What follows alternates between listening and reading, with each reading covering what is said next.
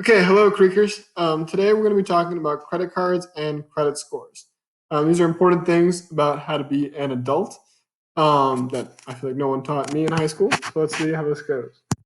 Um, so one thing I want to keep in mind at all times in your life as an adult now is that everybody wants money. So if someone seems like they're giving you money or you're somehow taking money from somebody, um, they're probably scamming you in some sort of way.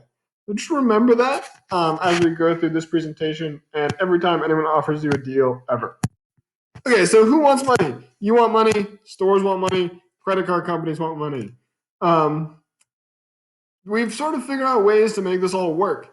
And I think you have a pretty good sense of how you get money, right? You need to get a job, work for money. Um, you probably know stores get money too, right? Stores get money when you buy stuff, right? That's you up here. But how do credit card companies get money? That's a little bit more complicated. So we're going to talk about that a little bit here. So companies make money in two ways. Stores pay them a little bit every time you use a credit card. So there's like some small amount of money that a store actually pay to the credit card company for the convenience of using a credit card. It's usually pretty small, like 1%, but sometimes a store won't take credit cards, and that's why. Um, Secondly, are fees. And fees, who pays fees is an important question. And the unfortunate answer to that question is you. You pay fees if you have a credit card. And when you pay fees, you look like this sad. So, the most common type of fee and the most important one is interest. Interest is this idea of this extra money you pay back for the privilege of having a loan. So if you borrow money, right? So let's say if you borrow $100 per year at 9% interest, you would owe $109. So this is the idea. Someone gives you $100 up front and says, okay, you can have that money for a year, but I'm going to need it back with a little bit more on it. Okay. And that's not too bad, right? You can even see a time when you might want to do that. You'd be willing to pay a little more later. Makes some sense. But what's really scary is this idea of compound interest. Now, compound interest can be expressed by this formula here. And your math teacher hopefully showed you this formula at some point in high school. And it's a little intimidating. It's got a lot of parts. The important parts, though, of this formula are this A. Well, actually, they're all important parts, but for this video, this A is the amount you owe. You care about that, right? Because you need to be able to pay back all the amount you owe. And then this P here, which is the amount you actually took out, right? So that P is like, that's the $100 in this example, right? And the $109 is the A. And then this is the interest rate. So if we have a higher interest rate, you'll owe more. And this is the amount of time you have that you have that money out for. And you'll notice that time is in this exponent here. And if you remember anything from math class, you know that when there's a number in the exponent, it gets higher really, really quickly. So I'm going to just briefly show you a Excel spreadsheet that I made. I just demonstrate compound. So this second row here, this $100 is the amount of money you borrow. This top row is your interest rate. So this is top row is interest. So let's say it's every month is 5% interest. So 1 month you owe $105, which doesn't sound so. But then over the course of a year, you don't owe. You might think, right? Okay, so we need to pay $110 in 2 months, right? But you see that extra 25 cents? That comes from that compound interest that we were talking about, right? Because you're not just paying 5% of 100, you're paying 5% of $105, right? Okay, so that just keeps going. So over the course of a year, you'd actually have to pay back $162, not just $105. This is something that people get pretty confused on. Now, 5% is pretty low. If you're going to get something like a car loan, that might be at 9% interest. And so you might think, okay, in a year I might need to pay back $109 on that $100. That's really not true. If you look at how this accelerates pretty quickly, over the course of a year, you would actually have to pay back $236. So you're paying back way more than you borrowed. And that's dangerous. We don't like that. And credit cards often have really, really high interest rates. So this is probably your first credit card you're getting. It might have a really, really high interest rate, like even as high as 24%, which is crazy. Um, but it's not. It's even worse than it sounds, right? You're not just going to be paying $24 over the course of a year. Over the course of a year, you could end up being paying $859 if you don't pay back any of it month to month. So that's a huge amount of money to pay back, and definitely something you don't want to be doing. So the key to this, right, to avoid paying back all that money, what you need to do is always pay off the total balance of your credit card. This is super, super important. This is something you need to do every single month, is pay the total amount of money of your credit card. This is because credit cards shouldn't charge interest without late payments. So if you actually pay back all the money you borrow every month, your credit card should not charge you any more money. If your credit card does this, so if you pay back everything you borrow from your credit card company, then you need to get a new credit card. That's not a good thing for your credit card to do. Something that's tricky, and I didn't know when I was a senior in high school, is that there's two things you can pay back in a credit card. There's the full balance, and that's what you want to pay off, is the whole balance. And then there's the minimum. And credit card companies want you to pay off the minimum because then they can charge you interest on the rest of the money that you've borrowed. And oftentimes they'll have a button like this on the website that just says like pay. And you're like, oh, okay, that's what I'm here to do. I'm here to pay the money I borrowed for the month. So you click that button and it just pays the minimum. So you think you're good, but you actually still owe the credit card company money, and they're charging you interest on that money. And so then that little relatively small amount of money you borrow just goes up and up and up and up and up. So you need to be careful with that. Once again, always pay off the total balance of your credit card every month. Everyone, gotta do it forever. Okay, so I've been talking about how scary credit cards are for this pretty much this whole video. You're probably pretty tired of hearing me say it. So why do you want a credit card then? Well, first of all, it's convenient, right? I don't like walking around with big pockets full of money. You don't like getting robbed. I also you never know exactly how much money you're going to need, so it's good to have this for convenience. The second thing is building credit, and that's a little bit complicated. That's the next topic we're going to talk about, is building credit. So we're going to talk about that more in the future. So just table that for 1 second. But I want to just emphasize this: credit cards are not a good way to borrow money. They usually have very, very high interest rates. So if you're like, man, like I need to buy this thing and I don't have the cash for it right now, like you need a car for your job and you don't have the money to buy it, do not put it on a credit card and then figure out where to get that money later. If you need an emergency loan, there are places to do that. Credit unions sometimes have pretty good loan options. Even your bank's going to have better options than a credit card company. Don't just put stuff on your credit card that you don't know how to pay back.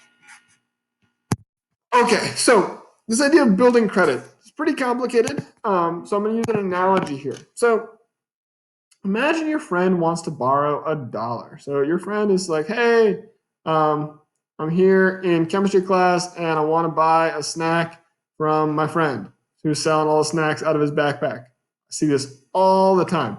And they say, hey, can I borrow $1? And you know your friend, and you know your friend's probably going to pay you back. So you say, okay, yeah, you can borrow $1. No problem. And this happens, pretty often. Your friend often wants to borrow $1, and they always pay you back. So it's okay. You're not mad about it.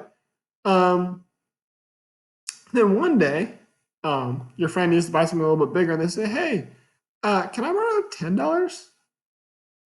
And if your friend has every single day always paid you back that $1 that you lent them, you're going to be pretty okay with it probably if they ask to borrow $10. And you might lend them that $10 because you trust them now. You've seen that they're able to pay back the money that you lend them. And this is basically the same thing as building credit with a credit card.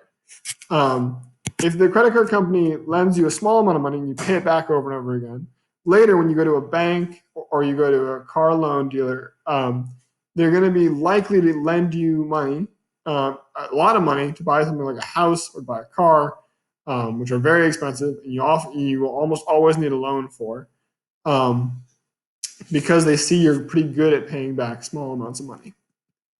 And the way we assess how good you are at paying back small amounts of money and money in general is what's called your credit score. And the credit score is a number that's between 300 and 850, and exactly how it's calculated is pretty complicated. This is a scale, so 850 is really good, 300 is very bad. Basically, anything above 700 is excellent. So the deal here is that 35%, the biggest category, is your payment history. This is, do you always pay back the money you owe? So if you, every single month, you always pay back your credit card, you get a perfect score on this percentage of your credit score. The next is the amount owed. So if you owe a ton of money on all your on credit cards and loans and stuff, people are going to be less likely to give you a loan because they know that you owe other people this money. So it's going to be hard for you to pay back the loan. Now, these next two categories, this is like a penalty for being young, unfortunately.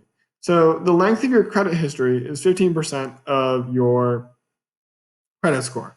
So you're 18, you probably don't have a credit card, you probably never borrowed money before.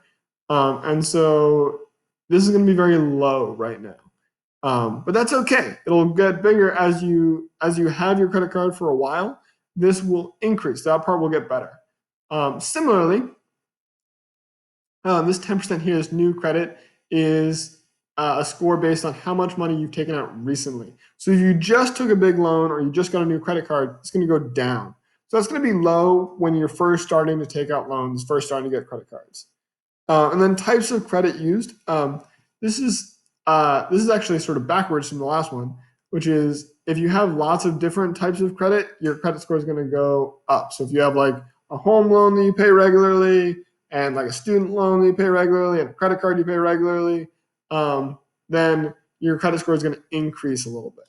But I wouldn't worry too much about that one right now. So finally, I want to talk about choosing a credit card.